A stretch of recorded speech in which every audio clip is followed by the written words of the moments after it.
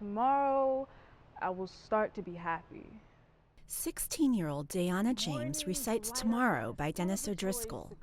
At her high school in Washington, D.C., she rehearses before an imaginary audience. Today will end the worst phase of my life. Practicing for an upcoming competition, her coach, her English teacher, at her side, offering advice. I want to see that to be your declaration of me. It's my time.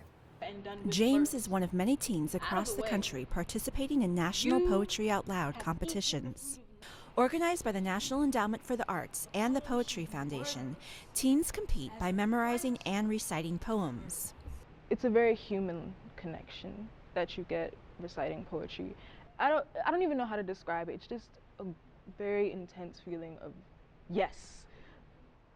Sunbeams sprawling. Through the voice of James and other teens across the country, the art of spoken word is having its own renaissance. The Poetry Out Loud recitals have grown from a few thousand students a year to more than 300,000 annually since it began 10 years ago. While some choose to recite poems alone, others are speaking up together, creating poetry from their own experiences. Justice has no borders. Peace has no boundaries. Generations, stand up, start speaking. In Oakland, California, high school seniors Kamal Aslam and Warda Sher are practicing outside a Youth Speaks Poetry Slam.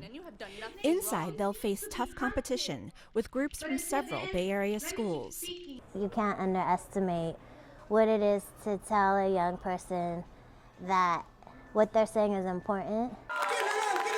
As the audience cheers for these contestants, one participant offers this advice to a new generation of poets. Kind of sounds corny, but like speak from the heart and like tell your story, because nobody else has your story but you.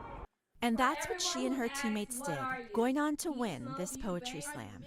Padmananda Rama, The Associated Press. What are you?